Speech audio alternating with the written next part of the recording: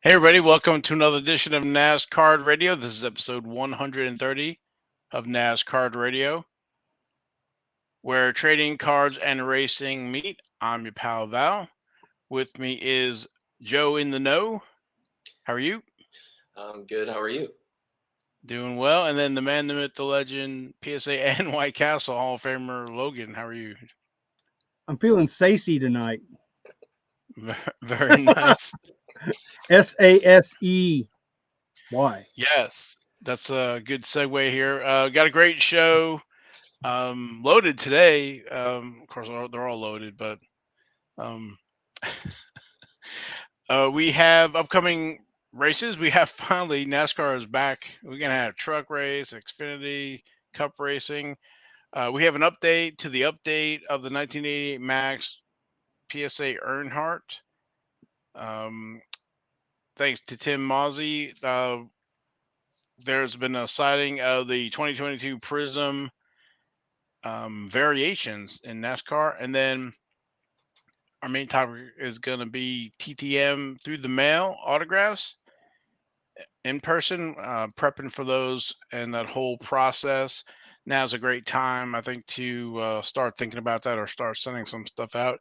And then we're going to finish up with King's Court. So we got a busy schedule today. We got a lot of crap going on.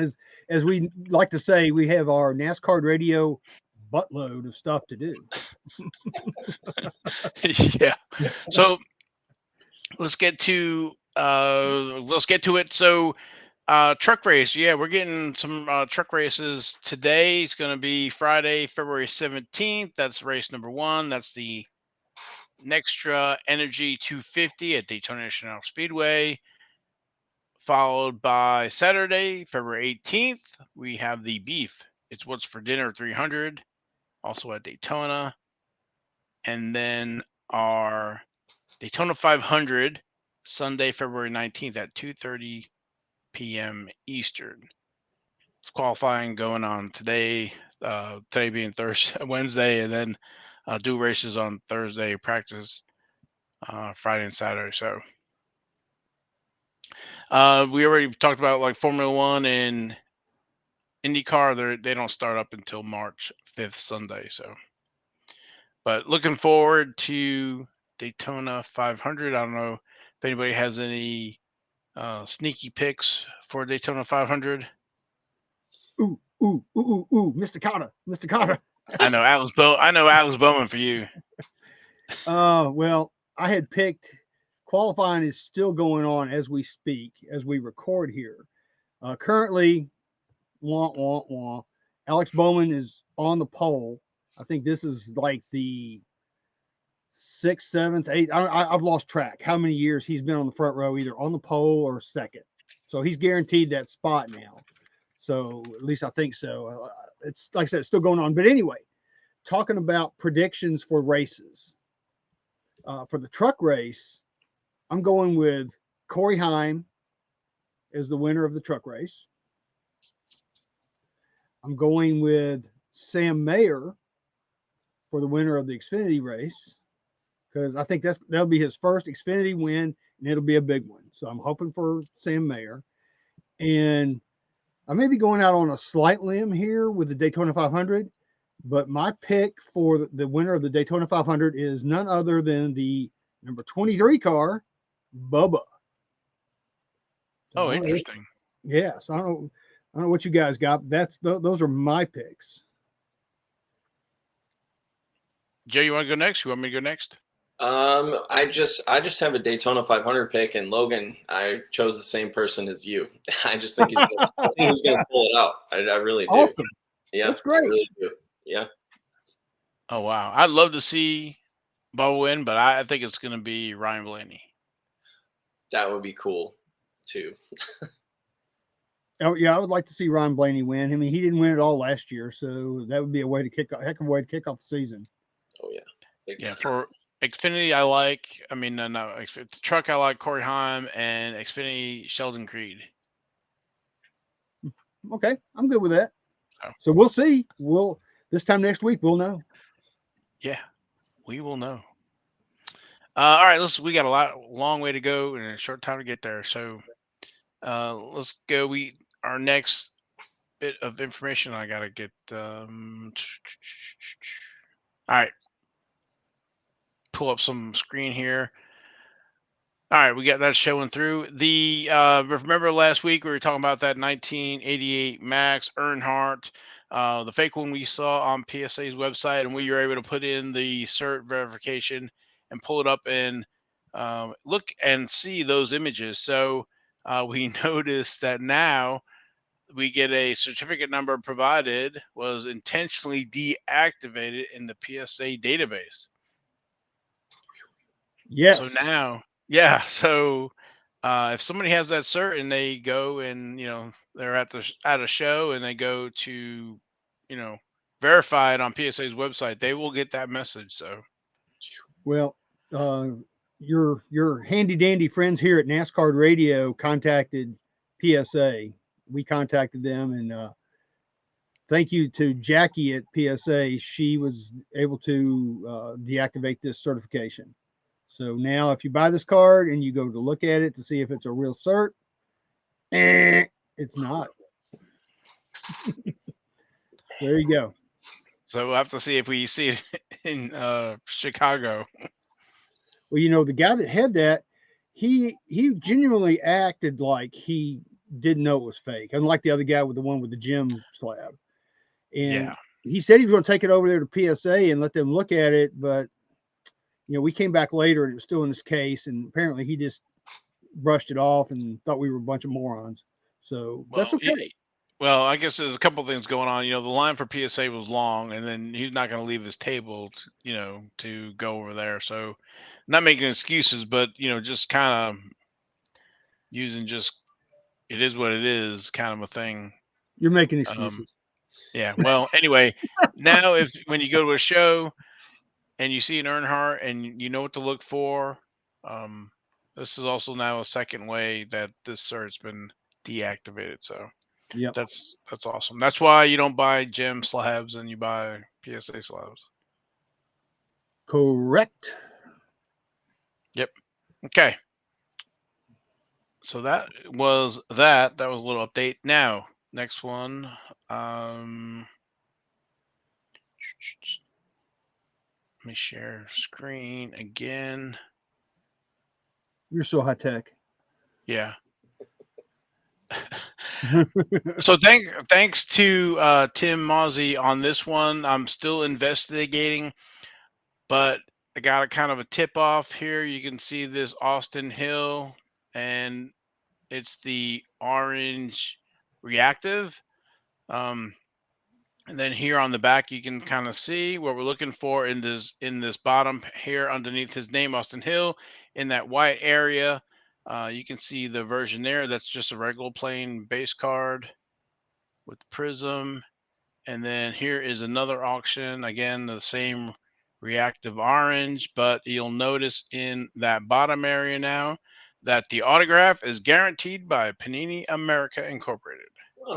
Oh, yeah. Cool. So I've done a little digging. He kind of tipped me off on the reactive orange. I've noticed on the disco, which is numbered out of 75, all the ones that I've noticed are showing the autograph is guaranteed by Panini America. I haven't found a disco without it. So I'm still investigating, in the process of contacting Panini to see if they have any information on this. So either has to be either sheet backs were printed and put to the wrong front or whatever. But so we'll see how widespread this is. But you can find the variations anyway with the orange. That's amazing. So now you could take that and get an on-card auto, and it would be guaranteed.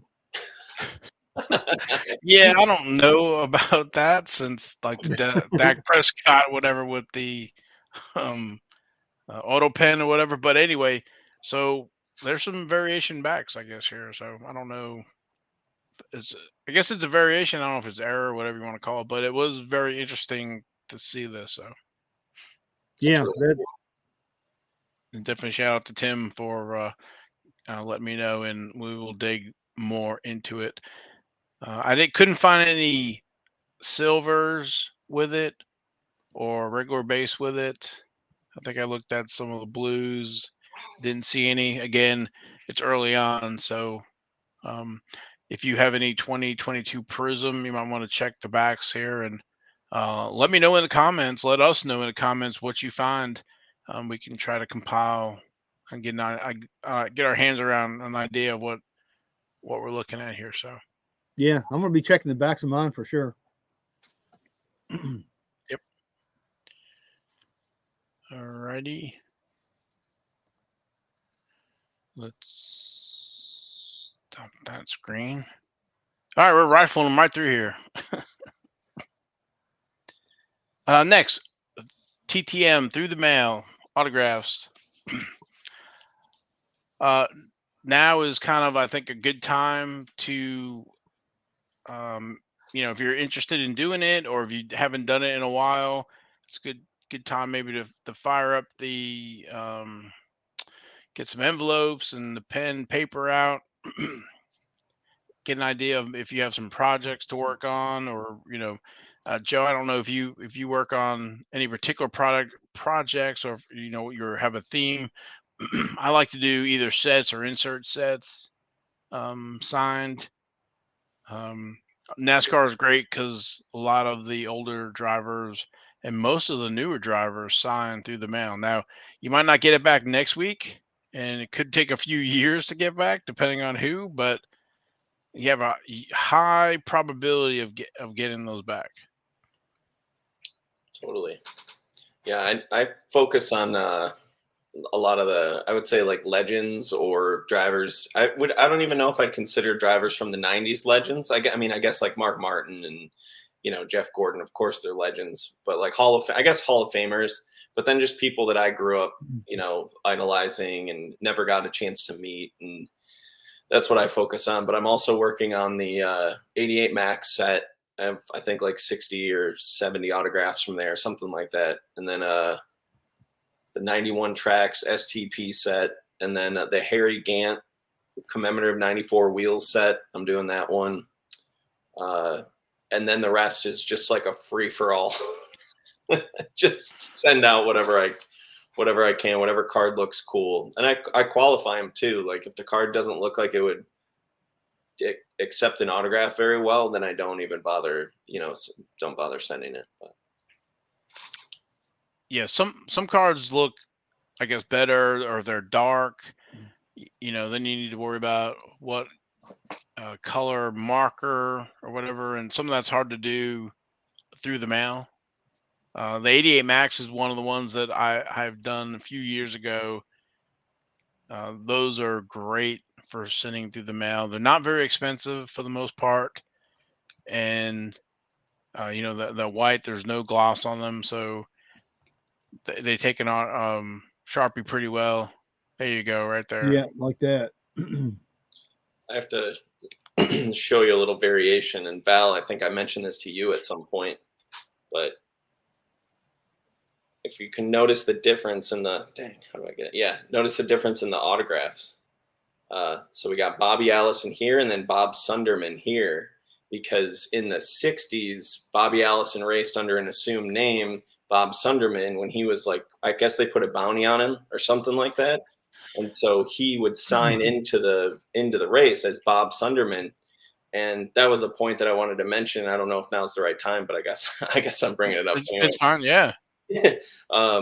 So they have, so you can request, if you write on the little note, which I guess we'll get into in a little bit, but you can write on the note to ask them to sign like a little personalized inscription. Some of them will pay attention to it. Some of them won't.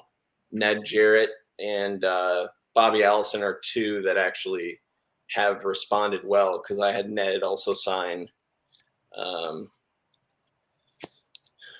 let's see, 5 bonus points. Because if you remember from like the 90s, he was Mr. 5 bonus points. Every time he queued up the mic, he was always saying, and then Jeff Gordon led that lap, so you get 5 bonus points. He was always mentioning in that. I do remember that. Yeah, so that's one thing that always sticks in my mind. And then and one of my favorite cards that I ever got autographed, it's a dual Richard Petty and then Ned Jarrett autograph, and he wrote "Bad Trouble" on it. Because if you remember, Economaki was, when they were doing that piece in 88, yeah, 88. Mm-hmm.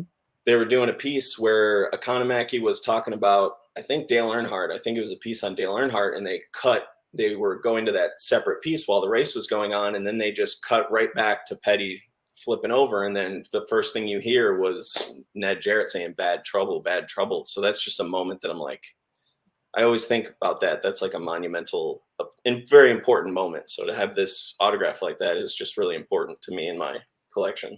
That's cool. I like that. Yeah, that's awesome. Yeah, great points. I didn't know about the Bobby Allison. Yeah, little things that you only, I don't know if he's talked about it much, but in some interview that I heard, he mentioned that, and I was like, well, dang. And he signed, and he signed it. I don't think if I asked him to sign like Bob Joe or Joe Bob, I don't think he probably wouldn't do it. Probably has to be legit. That's pretty cool, Right. man. Yeah. So, you find your driver, or if you're working on a project, what you want to get signed. Some drivers will sign multiples. I usually send, 2 or 3. You can, check depending on where you're getting your addresses from, if there's any information about how many you can send. You should get good luck with a few. Some of the other ones, maybe some of the harder guys to get, you might want to try to just send one. They, instead of signing a bunch. I think the older guys are probably more tolerant of signing multiples than some of the newer guys. Of course, the rookies, I think you can probably get away with multiples as well. So, and then for addresses, I use Star Tiger in the past. I think, I don't know if it's $5 a month, or it used to be $5 a month. I was looking on the website tonight. I couldn't find any information about how much it costs, but I think you get a month free. So you can grab a bunch of addresses in your first month. So I think there's some Facebook groups as well. There are addresses also on the web. Let me share my screen here. So, Joe, where do you get most of your addresses for your drivers? The Facebook groups. And I think Val, you and I were in the same Facebook group for a while, but then they did this thing where if you weren't posting your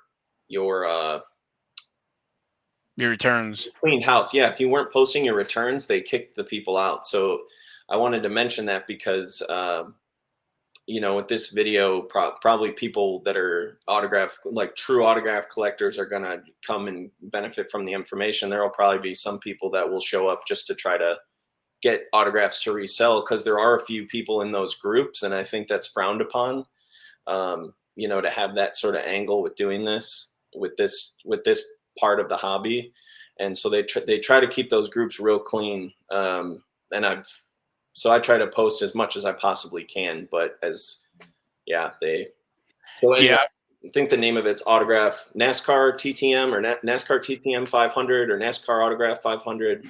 That's the one that they have an ongoing Google document that they have in that group. And then as people are, it's like a crowd, like a, what word am I looking for? Like on Google Maps, where if there's an accident, people will come in and they'll say if the accident's gone or not, like whatever that term is. People, if people get returned to sender, they'll update the list and they'll show pictures. So it's like a real, like a living document. Living document. Yeah. There you go. That's exactly it. Yeah, Joe, I was in that group and I was trying to get Mike Alexander's address. I think I sent it to the wrong Mike Alexander. I did for a 1990 Max project, and then I got caught in that purge or whatever. So, and trying to get back in and couldn't or can't. So, Well, they won't let you in once they get rid of you. Yeah. So and again, I'm working on these projects. I don't sell cards. So anyway, Change your name on Facebook, man. Just change your name. yep. That's well, me getting back into it now here, we'll see. But just for an idea of so the autograph Facebook group or Star Tiger, those are probably used for maybe some of the non-current drivers or maybe some of the lesser known drivers. But for current drivers, you can get a lot on the internet with just a little bit of digging here. What you want to do is find the team website or Google the driver and autograph request. So here is the Team Penske. Usually it's under frequently asked questions on the websites. And if you go down, basically they talk about here, how do I get an autograph from one of your drivers? They mention that they participate in autograph sessions both away from the track. If you're in town, I think it is in May, a lot of the teams have Fan Fest where they have stuff at the race shop as well as autograph sessions. So if you have a particular favorite team or driver, to make sure you're following that team to find out. Some are in May, some are in October. But so for here, you can see their autograph following autograph request requirement. Limit your autograph request to one per calendar year. Limit your request to no more than 3 items per driver. Additional items will be returned unsigned. Please include proper return postage, self-addressed stamped envelope. That's your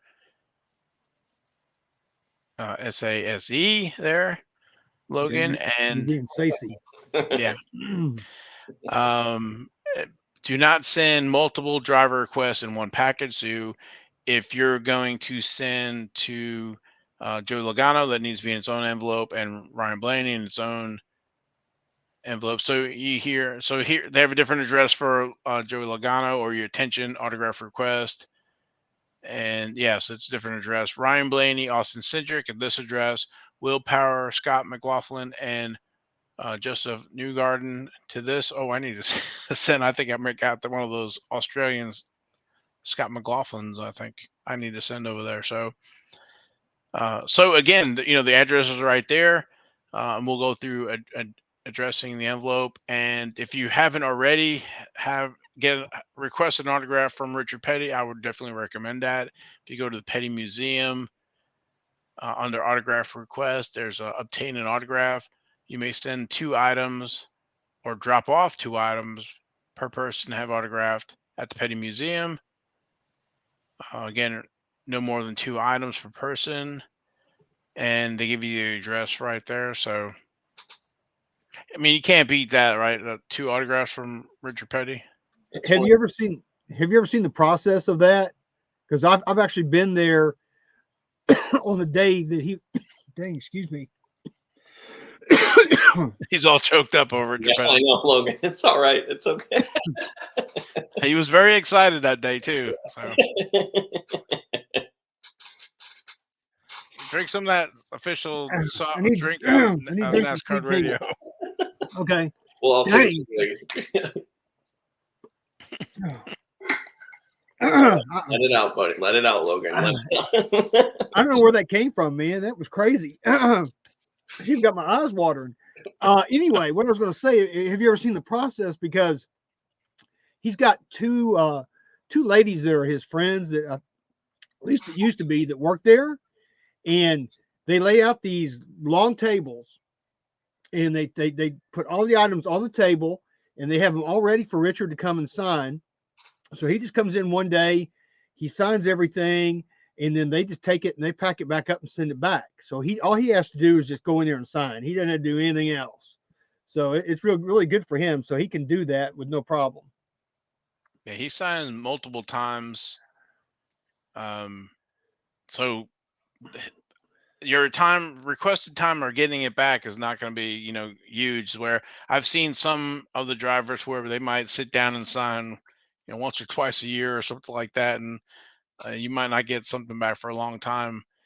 Richard, I think, gets a lot of requests, and I think anything you buy at the museum, you can have autographed as well. So, Yep. and shipped. So he's always in there signing. So, Oh, and something else that he's done there too is that he has literally signed every piece of memorabilia in his museum. The trophies, tires, any kind of equipment, cars, everything. He has signed it because somebody told him that it would be worth more if he signed it. So he literally went around and he has signed everything in that museum. So if you go there, everything's been signed. I don't know if there's any pictures of the display cases, but there's display cases of just everything. Richard Petty, and to Logan's point, he has signed everything in those display cases. I would have to say that getting my first, well, every time I get a return from Richard Petty, it's one of the most exciting things in this part of the hobby and the TTM thing. Like, because I never, as a kid, I never thought I would ever meet Richard Petty, or let alone get his autograph. I bought one back in the, I don't know, 95 or 6 or something from one of my friends that had a table, and it was the R Petty. So every time you guys mention that he signed R Petty, I always think like, yeah, I got one of those, and it's on one of the Sam Bass special cards where they did like Richard Petty, Bill Elliott, Neil Bonnet, like it's like a subset or something. I don't even know what. Well, hold on, I got it right here. Yeah, I've asked him about that because I think it was like in the late 80s, early 90s, and he said he changed it back so he could spend more time with the fans. Because I went to one of these fan fests at the That's awesome. Yeah, very cool. Yeah, the Sam Bass one. And I was just pulling this up here. I don't know if you can see it there, but there's going to be, if you're in Randleman, Saturday, April 15th, 2023 at 9 to 1 p.m., there's going to be Petty Fest. Sweet. You need to go there now. Yeah, there you go. There's a display case. You can see everything in there is signed. Everything in it, every trophy. Every picture, driver suits. I mean, those flags. I mean, everything. He has signed literally everything. Yep. So that's how you can find addresses for older drivers, new drivers, legends. With a little bit of digging, you'll be able to find an address. So let me stop sharing that. The next thing you want to do is work on your letter to the driver requesting an autograph. Now, Joe, I'm not sure. Some of the ones that I've done for the older legends and stuff are handwritten with a little bit of a note. Something personalized. Either I watched them or I'm working on a project. They were included like in the iconic 1988 Max set, trying to get them all autographed. I don't know how you handle it, but one of the things I do is like I put 2 or 3 cards in there, tell them that they can keep one, if they would sign the rest, and then return them in the self-addressed stamped envelope. Yeah, I think I've actually offered to have them to keep one, and I think that's a great idea. That's something I'm probably going to start doing, because you never know, right? You never know if they actually got those cards or have any of them still, or like in the case of Ernie Irvan, he had that fire and everything he had was like just totally destroyed. So that's a really wise thing to do, and very kind too. Well, I figured, the least I could do, they're taking time out to autograph them, and it's not like don't send anything through the mail that you can't risk losing in the mail. Exactly. That's right. So, like when I was sending 89 winter circles and to some of those guys, they're pretty rare. I have some, but to your point, they might not have any of those cards, and they keep them. So I have to show something real quick. Please. That point. So this is I'm not going to flip it over because it has my address on it. Like you can see. Well, here. So it's fine. Okay. Right. So this is one that came back. It's from Bobby Allison, and it's in one of these sleeves because it's damaged. because when they feed it through the thing, one thing I wanted to mention was, to your point, Val, only sending a few cards because, first of all, the thickness, like if you have a stack of cards and it will create some sort of a blockage when it's flying through the feeder or whatever, they're going to destroy the envelopes. And I've overstuffed them with so I've learned that Todd Bodine and Harry Gant and Ken Schrader, which I've just progressed. I always started sending out just 2 or 3, and then I would push it a little bit to see what happened. Richard Petty sends back unsigned cards, no problem. There's no letter, there's nothing. Dale Earnhardt Jr.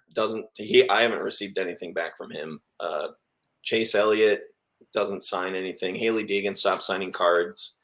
She'll sign die cast and hero cards and everything. But, so I've tested to see how many I can send to people. And Todd Bodine, Brett Bodine, they'll sign 9 cards or whatever you can fit in there. And I've just sent them that. So instead of sending multiple requests, I sometimes just wait a few months and send them one, and then that's it.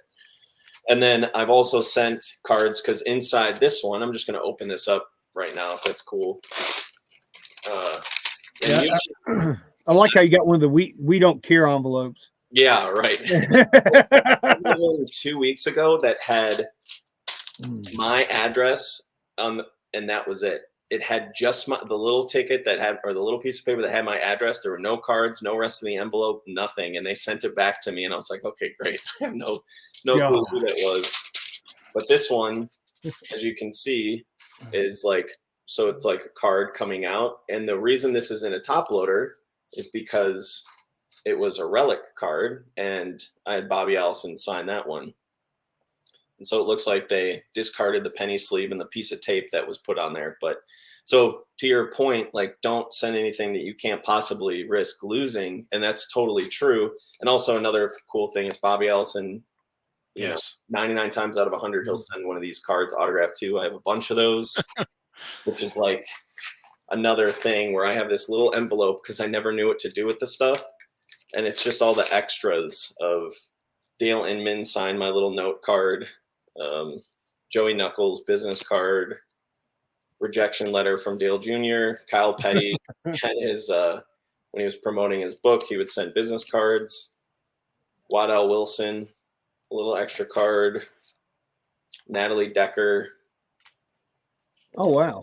So did you say Natalie Decker doesn't sign, or is it Deegan doesn't sign anymore? Deegan doesn't. Natalie Decker, and apparently Natalie Decker, there's a rumor going out that if you send to one address, it's like her mom signing the stuff for her.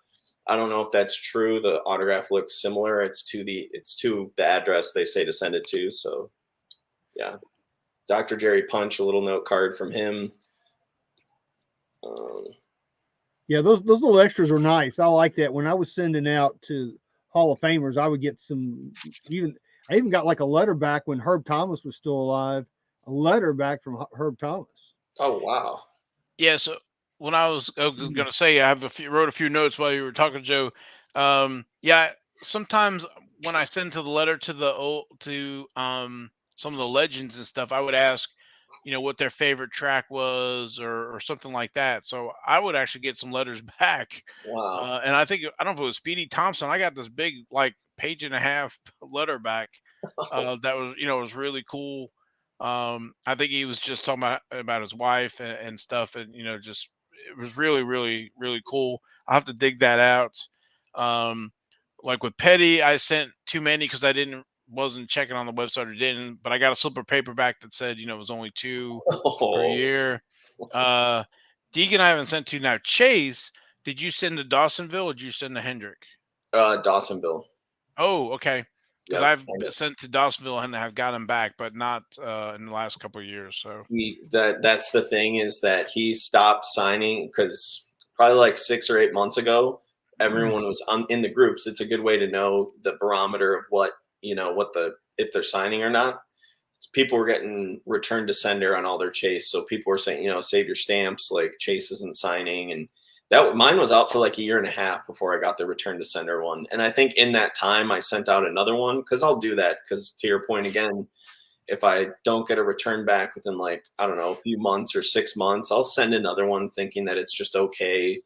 If it's just stacked up in a pile, then it's okay. And Bill Elliott actually had a Dawsonville PO box as well, and there was like 3-4 months or 6 months or something where he was signing, just like returning the autographs every like 2 weeks or something. And I'm lucky and thankful that I got, I don't know, maybe 10 or 15 autographs from him, because he Wow. stopped. Everything's returned to sender now. Wow. And should I, you were mentioning the note. Do you want me to share the note, or should I hold off on that? Well, I was going to say real quick, Buddy Baker, I had sent to him, Oh, and I was counting on him keeping some cards because it was 88 Max, and he's got, I think, 3 cards maybe in 88 right. Max. Sounds And right. so I think I sent 3 of each. So that's 9 cards. And I was hoping he'd keep 3, so then only 6 would come back. Well, he signed them all and sent them all back. And the top loader got stuck in the machine. Oh And no. so the corners of them, I think most of them are burned or black Oh, from the rubber. So yeah. you So left that. I've learned from experience about the top loader the hard way there. So Man, there's some sort of joke there with burning them, them being burned, his last name being Baker, some of it, I don't know, some sort of joke there somewhere. yeah. But okay, so you had a note, Gad. Oh, in the beginning, when I was trying to figure all this out, I was like, all right, I want to be thoughtful. I want to be a human about it. I don't want to type out a letter, because that's so easy. And then I could just print them, and then it would be like a production line, which how I have it now is pretty much a production. There's a formula that I have for it, or like a process that I have for it. And the most human part of it was the little note card, and how could I be efficient and not like having to add an extra piece of material, because I wanted. So what I decided on was I need to send these. What I heard. All right. A lot of information flowing through my brain right now, so I get excited. I have to calm down here. So I heard that the drivers, you don't want to send them in penny sleeves, because sometimes they would just autograph the penny sleeve and then you're SOL. And it's like, well, I didn't want that to happen. So I didn't even bother sending cards in penny sleeves, unless it's something like this, which is I have multiple autographs on there. And so a lot of damage can happen to that card if you just send it 3 times. So it's actually taking 6 trips through the mail. And then, I don't know, they kind of get the idea depending on who the driver is. So anyway, I got just a normal index card, and I fold it over. So I write the little note right there, which is, this one was to Denny Hamlin. Dear Denny, may I please have your autograph? Cards inside. Thank you, Joe. Simple, direct, brief, to the point. Thinking, and my thought process in keeping it that short was that if they're a big time driver like Richard Petty, they're probably not going to read it, and they don't care. If they're somebody that maybe gets it less frequently, it's brief, to the point. I'm just being straight, straight about it, or just getting to it. And so I just take the cards, and I put a piece of tape here, a piece of tape here. So then it creates a little pouch. So then I can just slide the cards in. So it's a little more protective, and it's nice and thin. But when you put 9 cards in there, like I've done, like I said, for like Todd Bodine or whatever, that sucker gets thick, and then it'll just jam the thing. So I have tons of these cards that I made up, like that I've written. So for Richard Petty, I probably have 30 is already pre-made, and if they get too worn out and tattered, I won't send them again. And sometimes they don't even send them back and everything. So and should I share? Oh, one other thing, I had some Optima XL, so I had to improvise, and I just made a longer note card, or a longer thing. Right. Longer. Okay. Cool. Those Should are I like share tall about ball. the envelope size, or? Yes. Well, I was gonna say one thing. So one of the ways I send is I will send in card saver ones, so that Ooh. there's multiples and it's in a card saver one.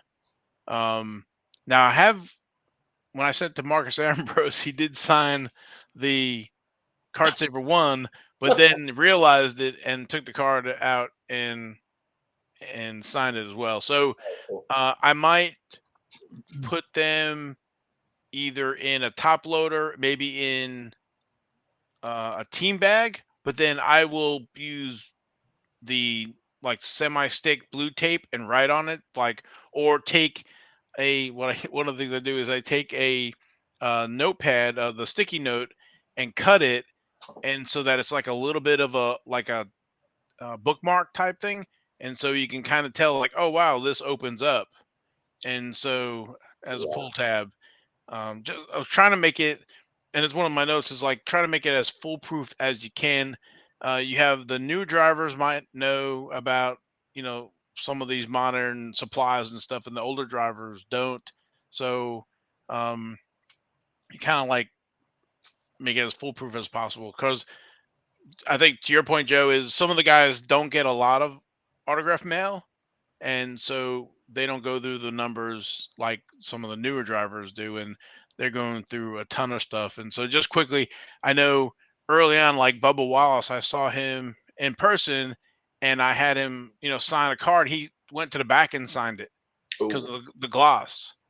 But I was like, no, the gloss is off of it. But newer drivers, they'll sign the back first because they don't know, because they've gone through and realized how they bleed or whatever. So Yeah. but okay, so yeah, so next is we talked about how to get the address, the letter, and now the envelopes. So the envelopes I use are just the smaller, I think, three. What is this? Like a That's 3x6 or something? No, not six. yeah, 3x4. it is Yeah, 3x6. I would say 3x5. that is the 6 3/4 envelope, 3.625 times 6.5 inches. Sounds right. Yep, I like And it. that's the size I send for the send back. Okay. okay, I send it both ways because what I do is Oh, okay. I'll do a little demo here. Yeah, I was gonna say you show me, and I'll show you how I handle mine. So here's my little Right. card. So say there's cards in here already, and I just fold it over like this, and so it's another layer of protection. And I do it at the top so that it actually will keep, at least in the ride there, it'll keep them a little more secure. And then I just tuck this little sucker right in there, and then self-adhesive. To your point, or we talked about it or mentioned it, that there's do we send to the, do you have self-adhesive or the lick ones? And any time that I've sent where you have to lick it, they always use tape anyway. So I think that's like I don't know, it's my preference because it makes it super easy. To your point, foolproof, like it just makes it more consistent for them. Yeah. So I will have the large envelope. This is what I will send in, and then this is what I'm wanting to get back. And so I'll have my letter in a regular. I will take like the card saver one and either put it in the flap, and then put it in the flap of the envelope, like so. So it kind of is lipped between the paper and the envelope, and then that slides goes down into the bottom of that letter of the big envelope. So everything's kind of snug on the bottom of the front of the thing. So I will put, because of the card saver, and I never want to mess with the postage. So my address is on both the return and the two coming back to me, so that in the event of there's a problem with shipping, or I mean postage or whatever it is, it's getting back to me because mine's the only address on it. I'll make sure there's either one or two forever stamps, because I think if it's semi-rigid, they want to have, I think it's like 70 cents or something like that. Um, and then I'll do the one or the two post stamps again on the one that's going to the driver. So that's kind of how I package it. Yeah, I kind of do the way Val does, but I like your way of doing the 3x5 cards, folding it in half, taping it. I kind of like that because that does protect the cards a little bit. And if I'm going to send cards, they're going to be just raw cards because of the, no penny sleeves, no nothing. They're just going to go there just like that. Yeah. So, because you got to make it easy for them. You don't want to give them any hassle. Oh, totally. So I did see something where they were talking about like sending the old lick stamps because that older folks are used to that. But um, I've always liked the pull because I figured the driver's last thing I want to do is be licking stamps all day. So one of the other things I thought of I haven't done yet was the pull. Put this on here is like pull to seal. Oh, So I just kind of wrote on that because it kind of, if you look at it, it kind of blends in if you don't know. So this is the one that I would pull.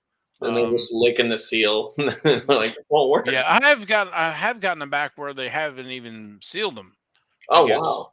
Um, I think it was very rare, but again, if you're sending to the older folks, like I said, the last thing I think that's kind of a nowadays like a turnoff. Like, all right, I'm going to sign an autograph, and then you're going to make me lick the stamp, right? Maybe Right. it's because I watched too many Seinfelds where episode where Costanza's fiance died from licking all those stamps with the Oh, yeah. marriage Oh, proposal. God. Oh, yeah. Yeah, so um, maybe that's it. Um, so that's the envelopes part of it. Now, one thing I like to do is maybe keep a little bit of a checklist of who I sent to, or in the spreadsheet of the date I sent it and how many I sent, and possibly the address. Um, and then there's a cool little formula that you can put in there to how many days since one date to the other date. So when I get it, I can put it in there and then see, let it calculate how many days I've gotten back. So, because one of the projects I was actually working on, actually, I still need to finish it, is 2015 Press Pass set. It's the last set that Press Pass produced. And so that was basically the end of 2014, January of 2015. So Panini didn't pick up until summer of 2016. So I started thinking that was the last set to get all those autographed. And I think I need Unicorn, Carl Edwards, who's kind of Oh, disappeared, man. and then one Dale Earnhardt Jr. I think it is left. So there's multiples of drivers and stuff. So reason I was saying this because I remember that spreadsheet I was keeping track of. Some of those drivers I didn't get in person. So do you keep a checklist? I did for about 4 months, and then I realized that I was going way too hard into this, and it was just like too much for me to keep track of. I love doing that. I love keeping track of things and having lists and checklists and all that. But it was just like, no, man, it was just like I couldn't figure out how to stop it from spreading, and I was like, yeah. If I lose them, I lose them. If I don't get them back, I don't get them back, and I'm delighted for whatever shows up. So, but I do like knowing that, and then now I just have to guess.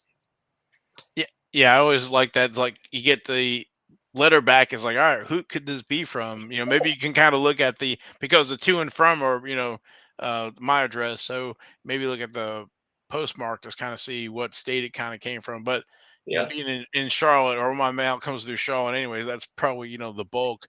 I don't know if you have any great stories. One of the ones that I remember, actually, there's two, I think, is I was working on a 1990 Max set. So if you remember, 1990 Max is the yellow back, and then actually they left a spot on that card to get an autograph. So it was really cool. I picked up a project that somebody else had started. Supposedly, I think it was Jimmy Spencer's son went around the pits and Oh, yeah. grabbed a bunch of autographs, but some were missing. So one of them who was missing was Tony Spanos, I think it is, and he is in Australia. Oh, boy. And it took me a while, I guess, to find an address to him or email him and ask him if it was okay, for an autograph. And he gave me an address.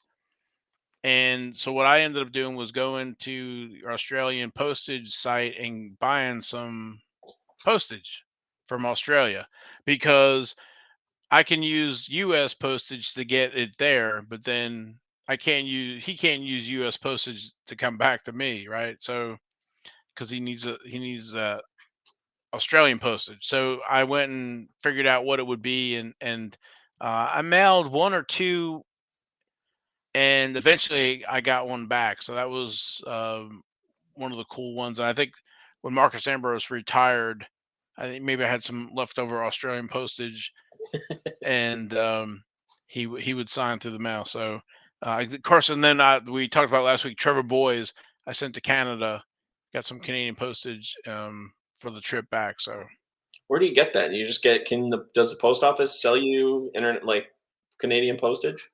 I either bought it there or I bought it online from the Canadian postage. They'll mail it to you. Oh, okay. Or maybe I went to eBay and bought Canadian postage stamps or something. So biggest thing is to figure out, okay, it's going to be, you know, if you do any eBay selling or whatever, you know about ounces and pounds and stuff like that, right? So it's like, all right, the letter is so many ounces, and it's going to be this much money, and just having the right postage. So Yeah. So have you mailed any out of country? No, none out of the country. No, I don't really. Yeah, I haven't gotten that bold yet, and I would like to, but I just haven't done it yet. Yeah, and, again, it all depends. I guess if I now they're all here now, but I'm saying if you had somebody outside the U.S., so that's a lot of fun too when you get that postage back. Oh yeah. Like the thing with Tony Spanos is I had sent to like the same address, and one came back didn't work, and then one did, and, like, no such address, but another one worked. So it was really strange. So That's interesting. So, what's the longest that you guys have had an autograph come back from the time you sent it to the time you got it back? Do you have any recollection of what that might be? Mine would be Daniel Suarez. How long was that? That was a few years. Oh, And it was one of those things where he was running Xfinity, and I sent like 2 or 3 to maybe Joe Gibbs at the time. Was he with Gibbs? Who was he with originally? And then like a year went by, and I was like, you know what? Let me send again. Maybe he didn't get them or whatever it was. He was still learning English and everything. So I sent, I think it was 3 more. And then, time passed. And then all of a sudden, the same day, I got all 6 back. nice. So Wow. he signed all the mail. But I think it was a year or 2. Yeah, I had Darrell Waltrip was my longest one, and it was like 2 years. It was like I went to the mail one day, and all of a sudden there was this envelope from Darrell Waltrip, and I know I hadn't sent it in like 2 years. And it was some 88 Max, and it was like that was bonus. And it was like around the time he had, retired and was going to Fox, so he finally, I guess, was catching up. Yeah, I experienced that with him too. I think my first return from him was like a year, and it was obvious in the Facebook groups too, because you start seeing people like, oh, this has been out for 8 months or whatever, and I finally got it back, and then I did the same. I got it back, and then and I think I sent him another round, maybe like 4 months ago, and I got those back recently. So I guess it just depends. But the longest I waited from anybody that I can remember right now, Denny Hamlin and Ernie Irvan. Denny was probably a year and a half maybe, and Ernie was like almost 2 years, which that's one of my favorite drivers of all time. And I've gotten his autograph in person a few times, but it was just incredible to see it, to just see it. Like, it's the coolest freaking thing. If anybody is questioning doing it, I watched the Facebook groups for a year before I sent my first request. And after I did that, Ned Jarrett was my first return, and then Richard Petty, then Richard Childress. And I was like, oh my God, the dopamine is incredible when you get it. It's so good. Better than, I'm not going to say better than a lot of things in life. Yeah. I think that's one of the part of the collecting that's a lot of fun that doesn't really cost you a lot. We're talking about some of these other sports and what the cards cost, and just, this is a whole nother thing. Like you were saying, like an 88 Max set, and sending those cards off. It's a lot of fun working on some of this a project that's not, as a project, and not necessarily I have this Grail card or something like that, right? So, and I thought about that too. And I've thought about it a lot, but I thought about it for, preparing for this tonight, or today, whatever. Yeah, tonight.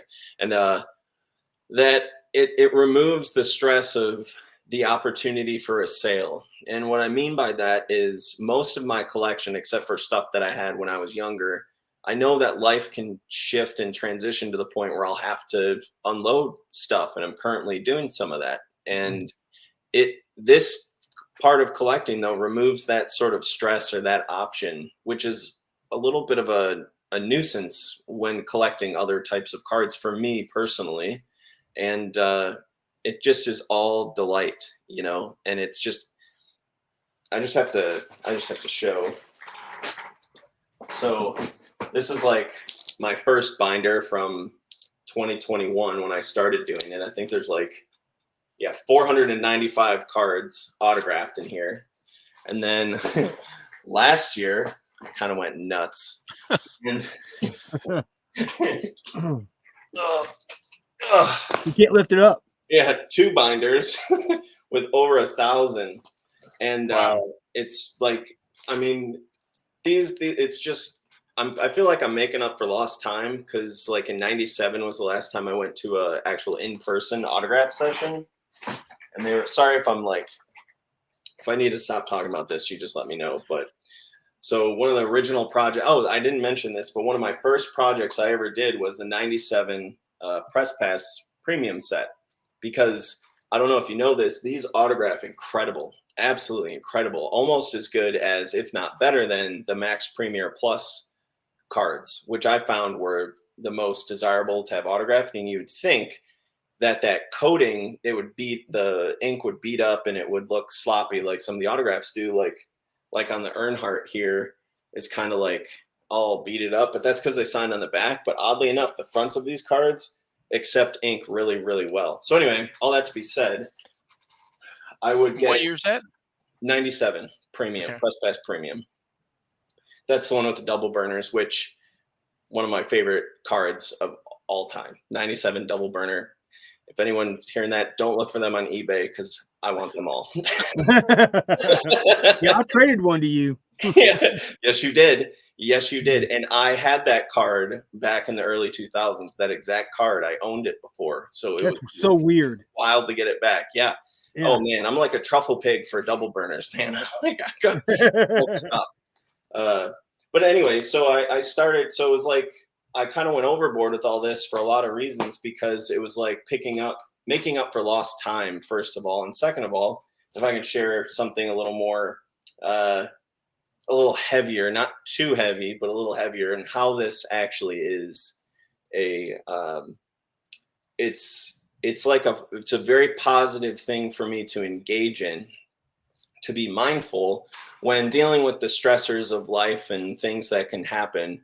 I can be completely focused on this activity, from acquiring the cards, like from my good buddy Logan, who sent me those care packages, or breaking down my sets that I had bought over the years to reacquire some of the stuff that I had lost. When I made the decision to dismantle the set so I could use them for, autograph TTM stuff, it was like, I'm all in. And these cards are not set aside to sell. They're set aside there's a function to them, and it's for my own personal delight. And it allows me to focus on, from acquiring the cards, to sorting them, to storing them, to writing the little handwritten notes, to going out and buying the stamps, to packaging the envelopes, to do the little production line and to send them out and go. It's all something I can focus on when sometimes life is really kind of beating you up a little bit. And so that's one of the reasons I get so focused on this particular activity, because it's not related to any other thing that can be thought of as in a negative way. It's all joy. And I just wanted to mention that a little bit as to why I'm so focused on it, as opposed to the other kind of collecting, other than the double burners. The double burners is kind of like the same thing. No, I totally agree. I think it's a whole nother level of collecting that, offers different kind of joys than, collecting just the cards or whatever. That's why I think with me working on some projects, one of the ones I was going to say is the insert set, and I can't remember what it is, but I think it's maybe from the VIP, and it's the one where you pull out the tab and it's like black and white, and you push the tab in, it's colored. 02, I think. Is that from 02 VIP or 99? I can't remember because the Tony Stewart card. I know. Yeah, there's Tony Stewart, there's Jeff Gordon, there's Terry Labonte. What I ended up doing was getting them to sign on that white pull-out tab. Ooh, So cool. when you push that back in, then it's in between the film and that the white pull-out tab to make it. So that's like 6 or 8 cards or whatever it is. I think it's the Earnhardt Jr. is the last one I need to do, but oh boy. But that's something you want to do like in person. And so because they were at the Hall of Fame and stuff, that I've been there. But you pull that tab out and have them, sign that tab. But again, So it's cool. just it's just totally different. Probably was never meant to be, like signed like that, whatever. But it's really cool to do these little projects, and it doesn't have to be some massive 100-card set. It can be a small little insert set. Start somewhere, or just get a Richard Petty, 2 Richard Petty cards and send them to Richard Petty. Oh yeah. And I think you'd be hooked. So it's a lot of fun. Yeah, I'm sending to Richard Petty tomorrow. Yeah. Yeah. All right. I just have to show this because this is one of my favorite through the mails that I ever got back. Freaking, and what I did was similar to Val, like what you did with the little sticky note. I put a little note, like telling them to open, because it's a mag, Right, or whatever these are called. yeah, I was gonna say the big thing is that was not autographed. No, yeah, this was neither one of those. So it was a big patch and a big piece of sheet metal. And that's it. Well, these are actually both fire suit. Okay, sorry, both fire suit, but they were not autographed. Right. And then, so what I wanted him to do, what I asked when I found out that he won't do personal inscriptions, I asked for the King and then Richard Petty, and it just came back 2 Richard Pettys, and I was like, dude, you could have just put a little. I didn't care. The fact that it came back to me and it was touched by Richard Petty is the coolest freaking thing. You know what I mean? Like, yeah, that's cool. I love that. Yeah, I would have loved to have been a fly on the wall when he saw that, right? Oh yeah. It's so cool. Yeah. And then just kind of, I know we're kind of going over, but I wanted to a lot of the same preparation is used for in person. Being prepared, getting your cards for the driver or drivers that are going to be at an appearance. What you want to get autographed, prepping the cards with what I use is baby powder. There's a video out there that I was going to show, but in the instance of time I won't. But a little bit of baby powder rubbed in and then cleaned off. That takes that gloss off. You can find a card from like the same series if you want to test it, like the 97 Premium or whatever it is. You get an extra card and just kind of write on it with a Sharpie and see if it adheres pretty good or if it bleeds. And then if you need to do the powder as well. And then one of the difference with in person is having access, to the cards. So you might not want to have a stack in a plastic box or whatever it is. Well, one of the things that I had it was a few years ago. There's a real nice 4-panel, multiple pages book that me and Logan were using quite a bit. But I started to go to the new card guard at Target you can find, and then it's multiple pages with the thing. So like one of the ones is stocks for tots, where there'll be 50 to 100 different drivers. You have a list of the drivers there, but you need to be able to flip through. If you're in the front of the line or whatever, he's like, oh, well, hold on while I dig through the stack of cards. So you need to be able to kind of search a little faster. That's probably, I guess, the only difference than through the mail. So you're kind of all at one time, and then having your markers ready and stuff like that. So I don't know if you guys have any other in-person type of suggestions or whatever, or I missed some. I have a couple. Logan, do you have any?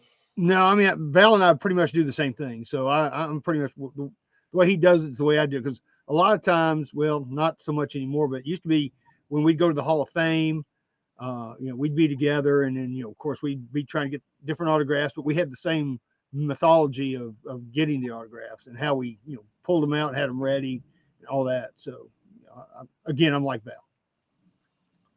There's what's his name? Danny from Danny and Gray's cards. He does those live videos of the sheets like you're talking about. I think he has them on like a poster board. I don't know what he has them on, but he has them like set up, and Larson will come by and they've got that stuff down. Some of those like autograph hunter type people, but I think they use like the corners that you use for photos. that's what it is. Now I've done that where I was working on like this one, the snapshots, the small little minis. Oh, cool. And so what I would do is take one of the blanks, those thick blanks, and put the photo corners there. And so that I could hand them the blank.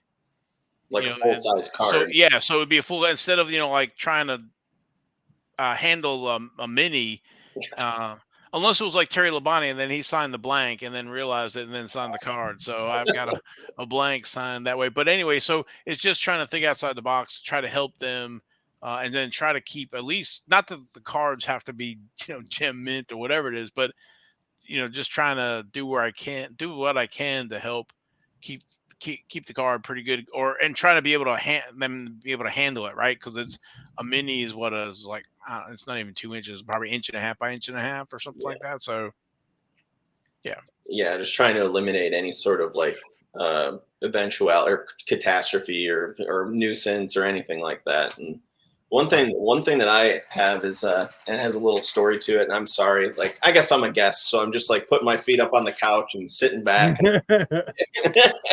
Well, you've got a lot of TTMs back in the last 2 years, so you've beaten me at TTMs through the mail in the last 2 years. So yes, that was my goal, to crush Val and TTM. You did this year, last 2. So yeah.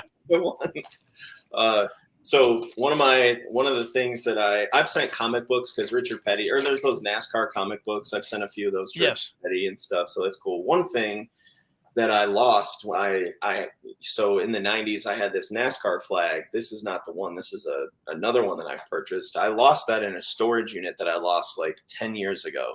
So heartbreaking, right? It had all from the Ford World Headquarters driver appreciation autograph sessions, because that's where I would go to get my autographs. And I found one just the same, except for instead of it having a yellow NASCAR logo, it has blue. So if anybody's out there watching this and you bought on eBay or from somebody an autographed NASCAR flag with autographed paint pens, I'm looking for that sucker back. So talk to me. I won't pay anything, but I will pay something for it. So anyway, so I started with 2 people that I knew returned in fairly well. And so I got Richard Petty and Bobby Allison. And Bobby Allison, I asked if he would also sign Bob Sunderman, and he did. Is that coming through? Yes. Yeah. Because it's totally in my face, so I can't see it. Yeah. So I want to know about your sending this and packaging it and return shipping. Yeah, so I have a label. I have a Zebra label printer, so it prints out. It's like what you see at the UPS store, a thermal printer, which I recommend anybody that's dealing with eBay get one of those, or dealing with any kind of shipping, get one of those if you already don't, because we know printing out a piece of paper on your printer and then taping it to a box is not fun. And maybe everyone does have a label printer now, but Zebra's my preferred one because UPS will send you free labels. No, don't tell anybody, guys. They'll send you the 4x6 rolls. They'll send you a whole case of labels, and there's like 300 labels to a roll, and they'll send you 24 rolls. So with the Dimex, you have to pay for your labels. With the 4x6 Zebra, you can get free labels that are from UPS. And you have to kind of like finagle. You have to kind of like trick your computer to allowing it to print that model of printer. So it's not exactly the easiest thing to do, but it's the most cost-effective printer to have. And anyway, so for shipping that, I have 2 bubble mailers that are the plastic bubble mailers, not the paper one, because the plastic ones, I believe, are a little more, they're weather resistant and everything. So the first thing I do is I fold it up and I put a little note, a little sticky note on the flag that just says may I please have your autograph? Same thing that my little note says, may I please have your autograph? And I put it in a Ziploc bag as well. And then I'll take one of the bubble mailers and I'll put a return label on the first one, which I'll put this inside of, and then I'll buy a bigger size plastic bubble mailer, put the label on that, and then just let it fly. And that's what I did. And I insured it and tracked it and all that stuff. And so that's, yeah. Okay. Also, I have a 76 one too, but I won't take that one out. But that's just another little side thing. Yeah, I was gonna say I use a label maker, not necessarily for postage, but I use it for my address. So I'll print three of my address. 2 of them go on the letter coming back, the envelope coming back to me, and then one's going to be returned on the main envelope, and then print theirs out as well on a label maker. So the labels are professional. No handwritten to them or back to me. So yeah, interesting. Well, anything else, gentlemen, or we go to King's Court here. Wow. Sorry. I don't know if you can hear, but I've got hail hitting my roof right now. Oh my gosh. Are you possibly getting tornadoes right now too? Yes. Oh, seriously, dude, we're getting, well, right now they had a watch, but nothing's happening here. I was scared it was, but you're getting actually hit. Are the sirens going? No, I don't hear any sirens, but the like I said, I can hear hail hitting the roof. Oof. Man, yeah, we hear it. Wow. I don't know if you can hear it. Yeah, we hear it. Holy smokes. Oh my gosh. This is bad. You're gonna have to get your roof inspected now. I hope it doesn't ruin my roof.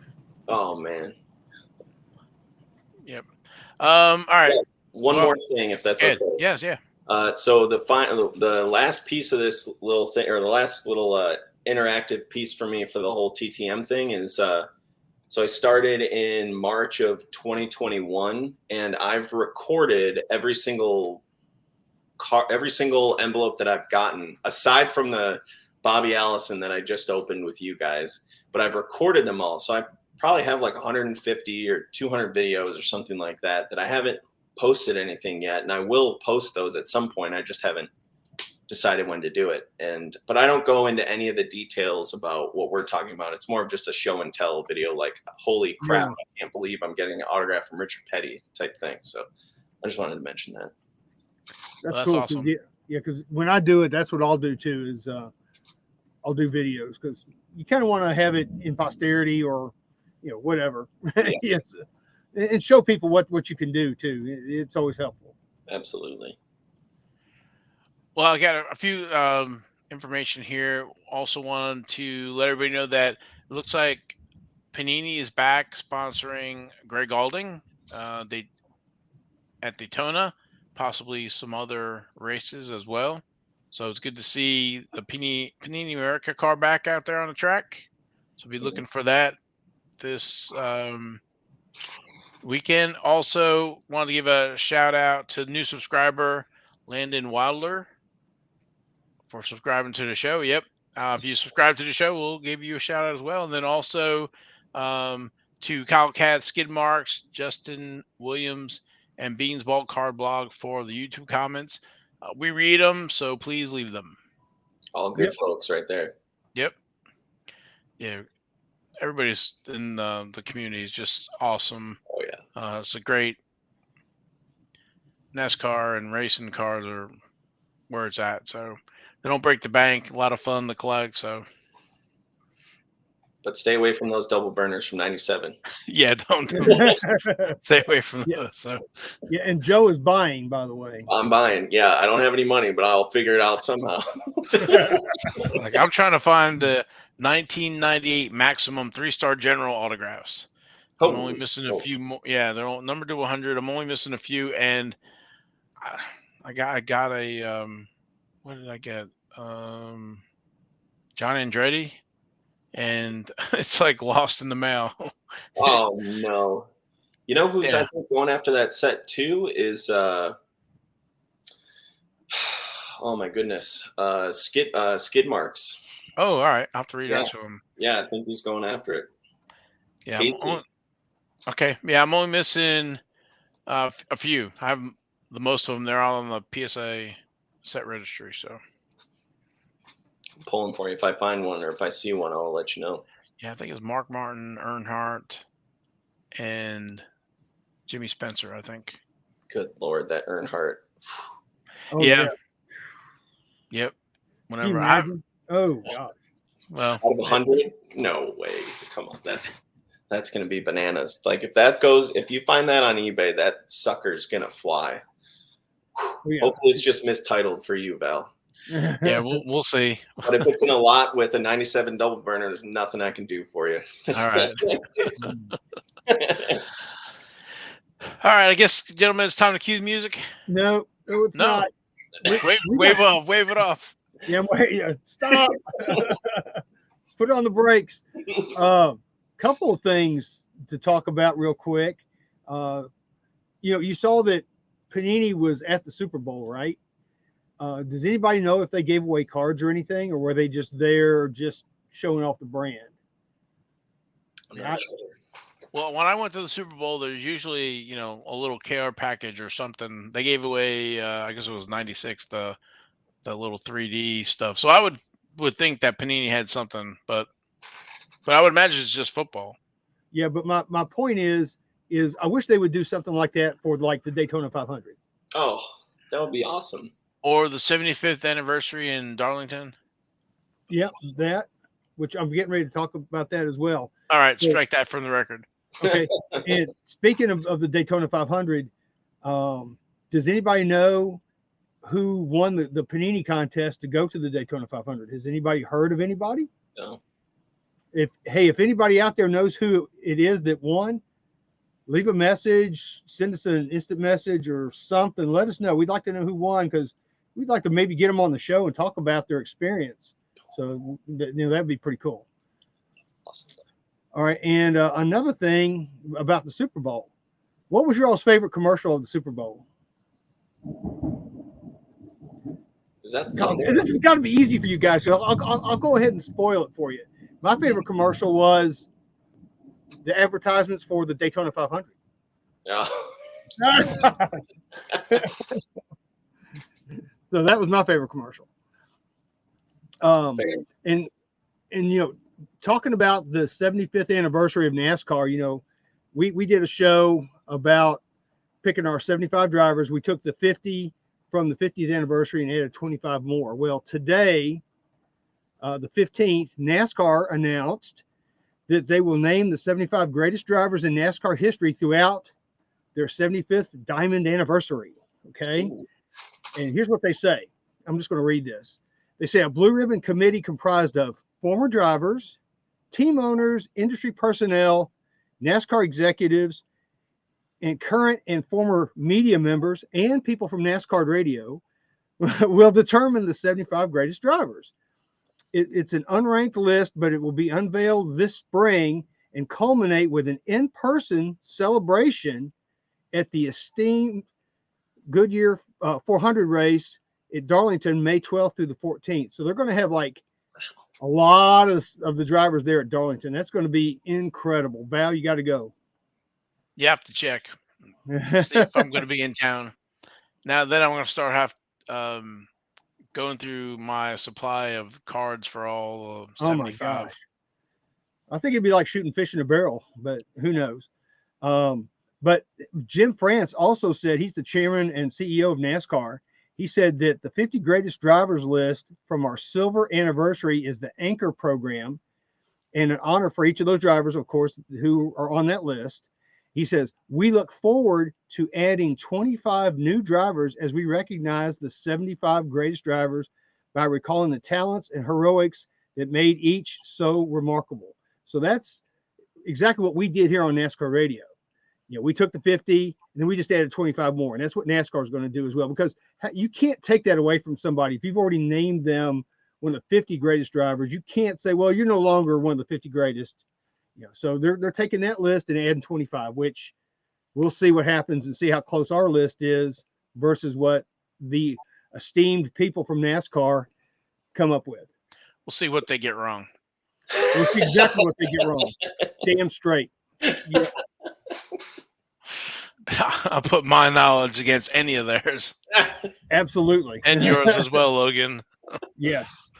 Any day. Because I want to see who And they Joe. added that I want to see who they added that we missed and who we need to take off. So anyway. Okay, so that's all I've got for news and stuff. I was going to mention about the entry list for the Daytona 500. I'll just say that 2 people are going to go home because there's 40 spots and 42 entries. Man, that always blows my mind when there's like as many cars as there are spots in the field. Like in the well, I can't keep going to back in the day because it's not back in the day, but there's always like 55 or 60 cars that would try to qualify, and it's just such a. It's so different now. Yeah. Well, I was going to say the Talladega. I don't know if it was in 72. It's when Wendell Scott got hurt. They had like 72 cars in that. Oh yeah. So. Yeah. Is that when what's his? Well, I can't remember his name. Heard Voices. Is that race? I don't know if it's Bobby Isaac, right? Bobby Isaac. Yeah, Bobby Isaac. I'm not sure if that was it or not. Yeah, that's when he got out of the car and he was done. Yeah, I'm done. Hearing Dr. Jerry Punch recount that story, because I guess they were like really close, right? Because I think that was Dale Jr. Download where they talked about that, and that's a really interesting story. And Dr. Jerry Punch, for crying out loud, incredible man. So anyway. Yeah. All right. Yep. All right. So like I said, that's all I got. So I guess it's time to cue the music.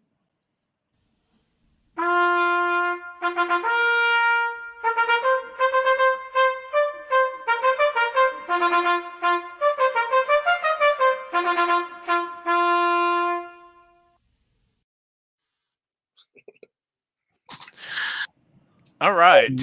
Yeah, go ahead, Val. I preempted the King's Court here for this one here. This is an unopened hobby box seal, 24 packs of the 2005 Futura Grand Prix. This went for basically $2,681 and with 34 bids. And this was out of where's the country here? It's got to be Royal Mail. Yeah, Royal Mail International. Yeah, probably Australia. Well, I think it's in pounds, right? So I think that's got to be somewhere in the UK, doesn't it? Isn't it? Or am I wrong? Yeah, I'm probably wrong. Oh, the United Kingdom, right there. Yeah. So that's pretty nice for 24 packs. You do not see these at all. Probably would have been gone for a lot cheaper pre F1 craze, but like I said, it popped up. I think we saw another one go for a few $1,000s. I guess it was a few weeks ago. This does not have the Lewis Hamilton, but plenty of other cards. So super rare. Lewis Hamilton was in the 06 one. Is that right? Okay. Yeah, and I still haven't really figured out how that 2006 was distributed. I haven't seen any boxes or packs of those, but not a lot of information. I did reach out to them trying to find out more information, but nothing, because it's not like their website is good, but it's not goes back that far. It's more of the new offering. So. Yeah, that's pretty cool. I mean, you're right. You just don't see those very often at all. And you would think in this day and age that a lot of people bought boxes of that stuff and sat on it. But I guess that at the end of the day, they just didn't make very many of those. Yeah, I think it's limited to here we go. I don't know, can't probably see these here. I thought it was numbered out of a few thousand boxes. There's numbering, I think there. 7140. I see it right there. It says limited edition 685 of 7140. Yeah. Wow. And you would think back then a lot of people just probably broke that stuff because the 91 sets. I can't remember who made those. grid, maybe whatever. That they weren't worth very much. So No, but they are now. Everybody's going crazy on those things. well, then even then though they're coming down, right? Yeah, I mean, pre hype, pre F1 hysteria, I could have bought those grid sets all day long for $5 a hit, easy. Wow. Yeah, I mean, you could have bought cases of those things. It was just Nobody wanted them. nope. You know what's amazing to me is that if you scroll down just a little bit into the description part, that Octiva has not updated their HTML their code since like 1998, because I remember using that as a template in their auctions, and it had a little scroller and everything back in the like the 90s, early 2000s. That's it. Sorry for interrupting. No, not a problem. Yep. Anyway, so I saw that and would threw that in there as an interesting one. So let's get back on to track here. Okay, so let's start off. I've got an honorable mention this week. This was on the 12th of February. It's a 2011 Ricky Rudd Pacing the Field Press Pass Legends inscribed card. It's number 4 of 10. And I've never seen him sign his name as Iron Man. I always thought that was like Terry Labonte. But anyway, this card went for bidding, and it ended up at $788 with 45 freaking bids. What in the front door? Oh, yeah. What in the front door is that? Oh, so he is tough. He's a tough autograph. He is. Unless you see him at the Hall of Fame. I would like to see him sign at the Rooster or something. Yeah. But I've never heard him called Iron Man. That's always been Terry Labonte's monocle. Yep. So, but anyway, I thought that was interesting. That's why I put that in as an honorable mention. But That yeah, is $788. awesome. My Lord.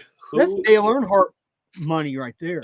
Who wanted it that much? Like what? Who's building? What? I don't get it. That's wild. Were they all autographed Iron Man? Do you think? 4 of 10. Four or There's Yeah. 10 of them. Yeah. So, yeah, we'll just leave it at that. Holy crap. Yeah. All right, so let's move on to our Joker of the week. This was on the 10th of February. And I'm gonna butcher this saying it, but this is a 1956 crack Gigantes de Figuratas Sport number 67, Juan Manuel Fangio, PSA 6. And they were asking $1,500 for this. It went for a best offer of $1,150. Yeah, I think that's pretty cool though, because I've always been a disc guy. I like discs, and if I had seen this, I don't think I'd have bought it. But if it had been cheaper, I might have bought it. But I just thought it was really cool. It's just unusual. It's very odd that they had little discs even back in the 50s. Yeah, that's pretty unique there. That's really cool. And I think you nailed the pronunciation too. Yeah. A+ on that one. No. Wow. Go me.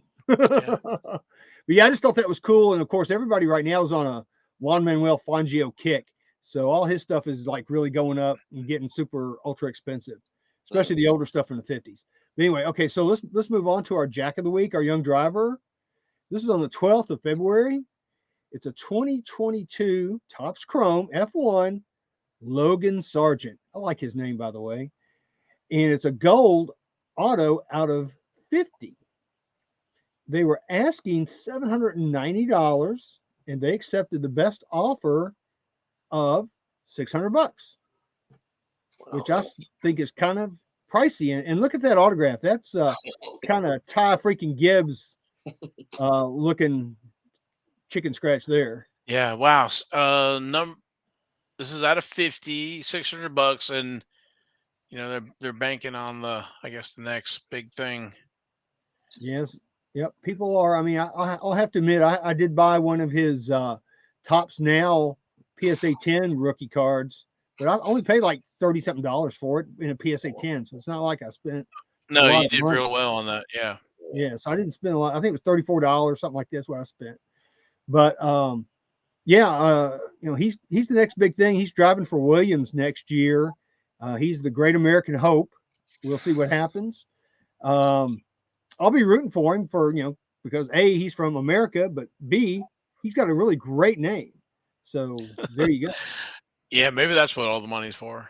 Yeah. Yeah, I think, again, hindsight, we'll see, but I think, it's a little pricey for a rookie on a lower level team, numbered out of 50. If it was a 1-on-1, maybe, but anyway, I got the NASCAR men- spending mentality on it. So, Would you Yeah. rather have a Sargent or a Rudd autograph oh yeah, the Rudd. for 700? If you had to pick one and spend 700, which one would you choose? And you had it, like it was just extra money. Yeah, no, it'd be the Rudd. Yeah, definitely the Rudd. It's out of 10, and it's with the inscription. So, Same. All right. So moving on to our Queen of the Week. This was on the 10th of February. It's a 2022 Panini PRIZM Spotlight Signatures White Natalie Decker, number 1 of 5. Was that Jason's? I think Jason had a card like this. oh, But it might be. It might be. I'm thinking it might be Jason's card. But anyway, this went out for Shout out bidding. to Jason. Yeah, Oh, yeah. shout out Jason, the amazing Jason. But it went out for bidding. It ended up at $181.38 with 19 bids. That's pretty strong for Natalie Decker out of 5. Yeah, I'm not sure, how how her racing career is going to shake out. We'll see. Not that I'm wishing any bad luck on anybody, but it's tough. It's tough to make it. So, Yep. And as we talked about before we started the show, you got to be on the right team, and you got to be on a team that knows how to maybe bend a few rules. Yep. Okay, so let's move on to our King of the Week. oh, Here we go again. We had one last week. We've got another one this week, except this one's a PSA 10. This was on the 13th of February.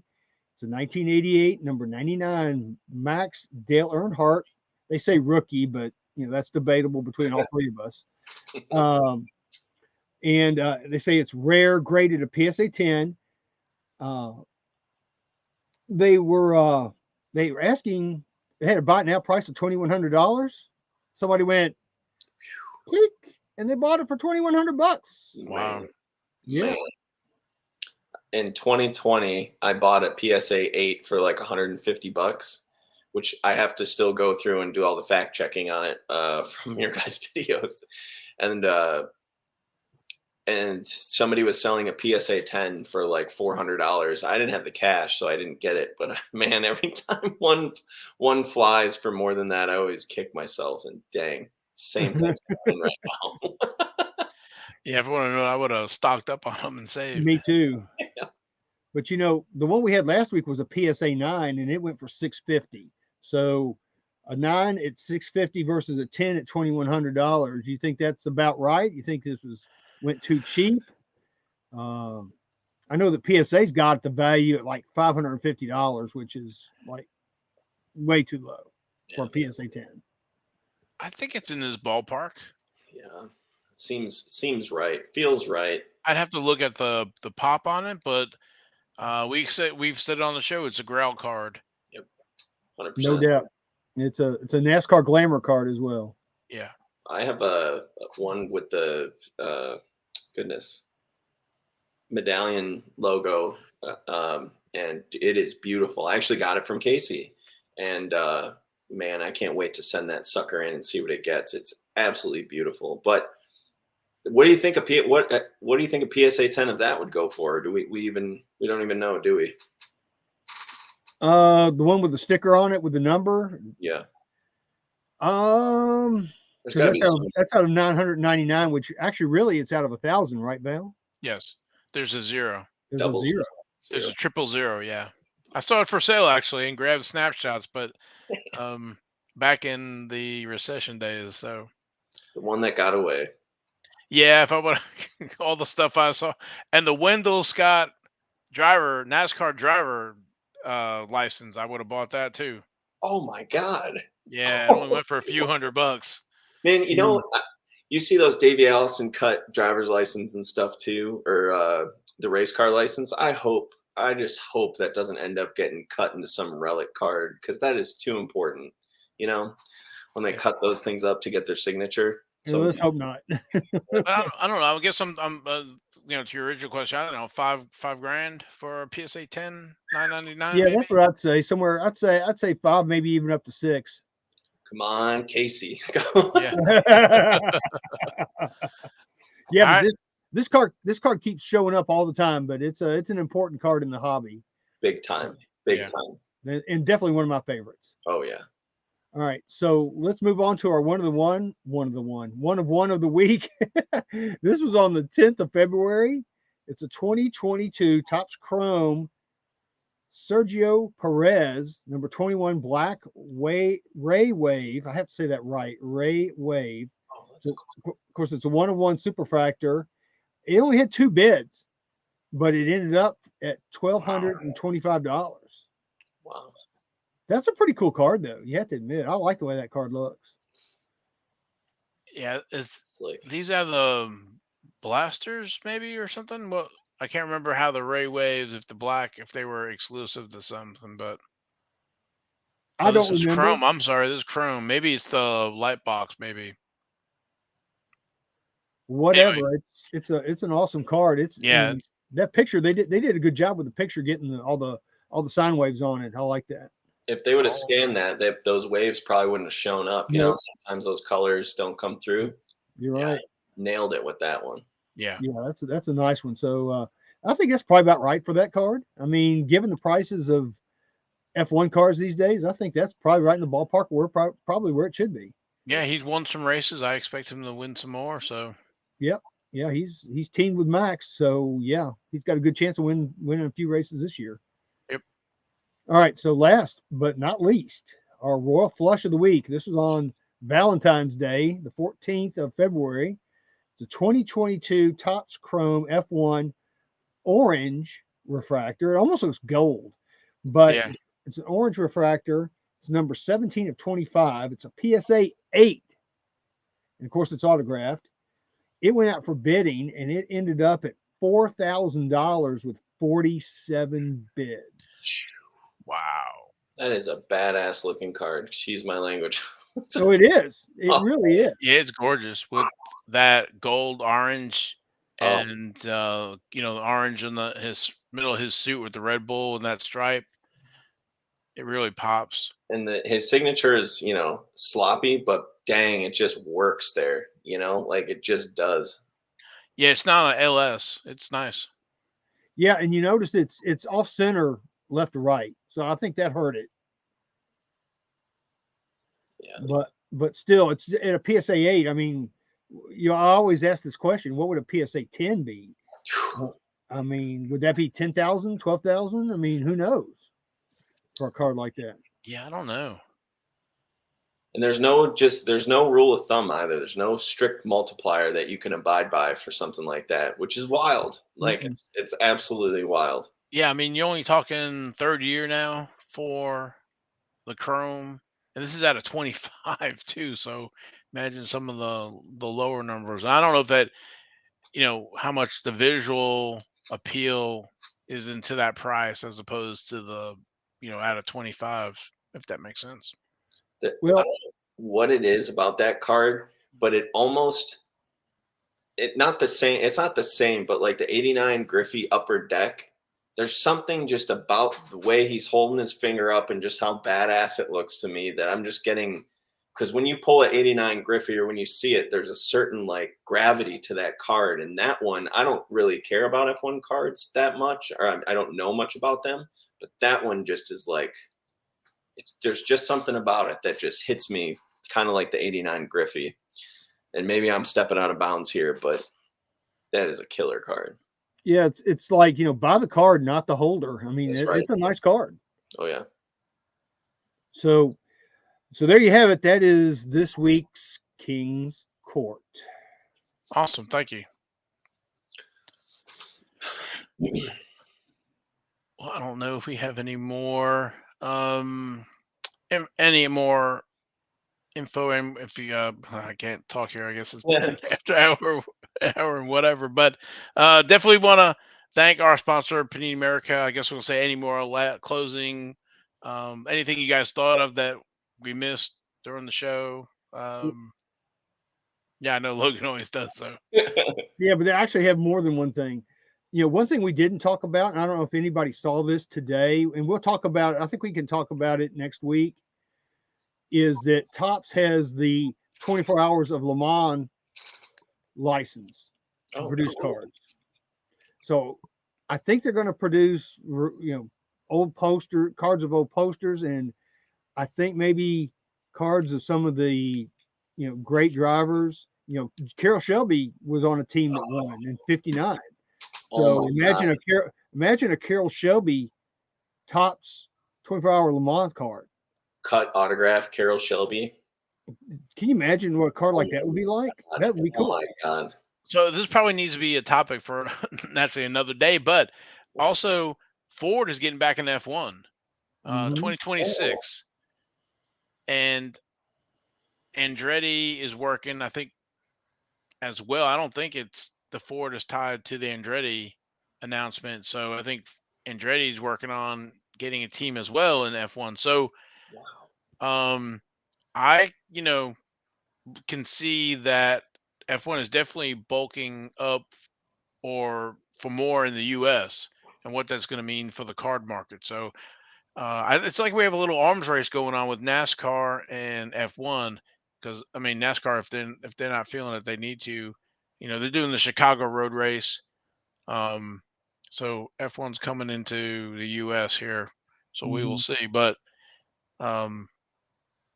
with that Topps license, increasing the card market there. So yeah, we can talk more about that next week. I just want to throw that out there. I thought that's that good. was pretty cool. But I mean, and AJ Foyt was on a team that won the 24-hour Le Mans. I think that was in one of the Cobras. So, or no, the GT. I think it was GT40s. I'm sorry. So there's a lot of potential there. I mean, there's a lot of drivers that, of course, nobody's ever heard of. Like nobody knew who Lewis Hamilton was until F1 hit. Maybe 5% of the hobby knew who Lewis Hamilton was, but still, we'll see what happens. But we'll talk more about that next week. Side note: AJ Foyt, if you send him TTM, he'll sign one group of cards, and do not send him another request because he logs the addresses and he will send you your stuff right back. I've experienced that. So send him what you want to get signed and be done with it. Be done with it. Yeah. And don't send doubles because he will not sign doubles. And so so this was just the practice run, right? We're going to go through this all again and actually record it this time or what? Because I feel like I could have improved quite a bit on some of the stuff. You're funny. You can come back. We can talk more about it some other time. Cool. Well, thank you, Joe, for joining us today. Appreciate it very much. Of course. Thank you for having me. Hashtag skid marks. Ty freaking Gibbs. Yeah, I was waiting for that one. So, and then Joe, I don't know if you want to plug anything. No, not really. If you guys want to, I do some NASCAR card videos, and you guys want to follow my channel. It's I didn't buy these, and people always ask about why it was called I didn't buy these. To me, and I've never really addressed it, but it's called that because I didn't have the money to buy what I was taking videos of originally, so I just named it that.